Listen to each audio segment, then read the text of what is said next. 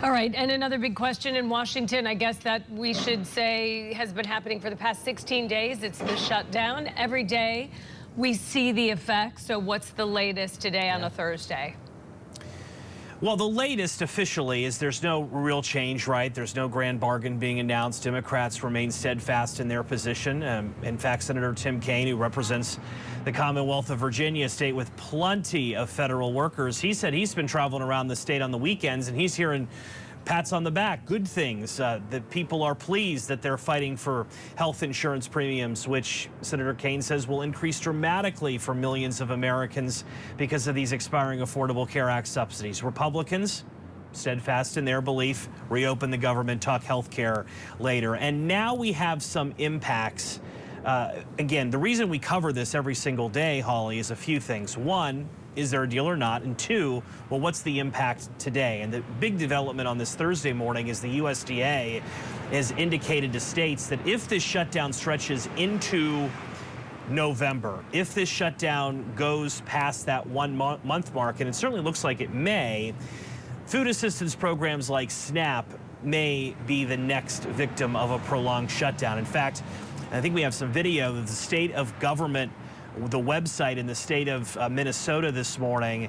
They've indicated that they've received notice that a shutdown going into November will impact food assistance programs. And their website goes on to say that as of last night at 10 p.m., they're no longer accepting new applications. This is the part I was talking about.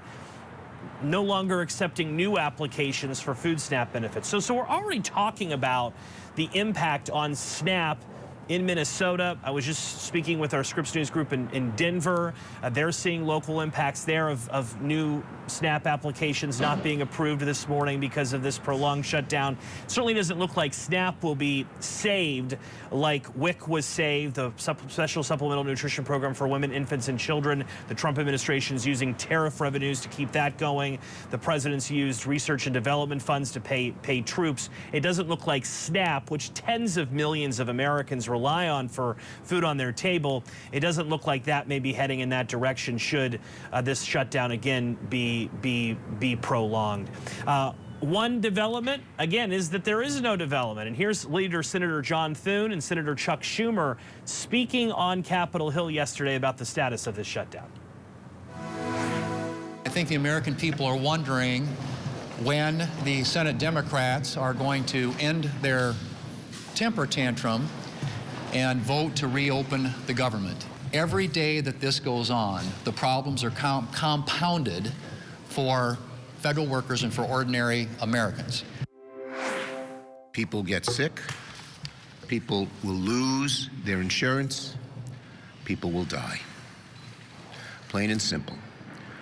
Republicans know this, and yet neither Trump nor congressional Republicans are even trying to solve the health care crisis.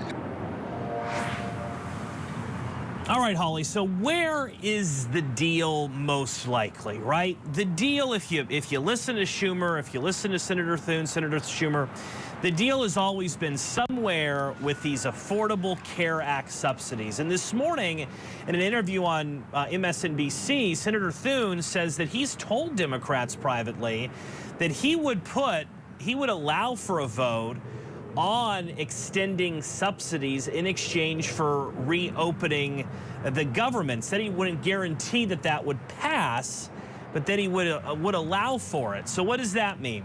It's 47 Senate Democrats. You'd have to get 13 Senate Republicans to join them, and you'd have to get a commitment from Speaker Johnson to put that legislation on the floor of the House, as well as a commitment from President Trump to sign it. So that has always been the way out of this, but we're nowhere close to saying that this shutdown is going to be ending anytime soon. In fact, Senator Kennedy of Louisiana, Holly, said yesterday that he could see this going past Thanksgiving. Wow.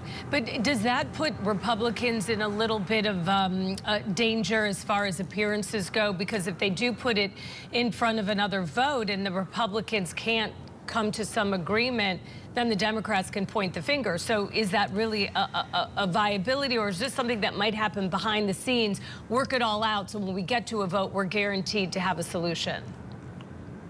Well, let's start with the Senate. You need 13 Senate Republicans. Where can you find them? You can find them, senators who are moderate, right? The Senator Collins of the world, she's in a tough re-election fight in Maine. Senator Murkowski of Alaska. You pick up a couple from the moderate camp. Then you have the retiring senators. They're less beholden to the bottom line. And then you have Republican senators who are looking at their own states. And remember, there are plenty of Republican states where you have significant impacts by these increasing premiums, right? I mean, you're talking about a lot of states in the South particularly have high populations that rely on these subsidies. So that may be where you find the 13 votes. But again, that's only step one. Step two would be you need Speaker Johnson to say, yeah, if the Senate passes that, we'll put that on the floor. If he doesn't say that, then you have issues in the House. And of course, you need a commitment from the White House for President Trump to sign it. So that's the way out of it. But again, everyone's kind of thought that for a while now, and we're nowhere close to this ending. We're talking about food assistance programs like SNAP potentially going away this morning. Wow, okay, and it seems like, you know what, you and I could probably climb Mount Everest easier at this point without any training than they're going to come to an agreement, but there's always hope. All right, Scripps News Deputy Political Director Joe St. George for us. Joe, thanks. We'll see you in a little bit.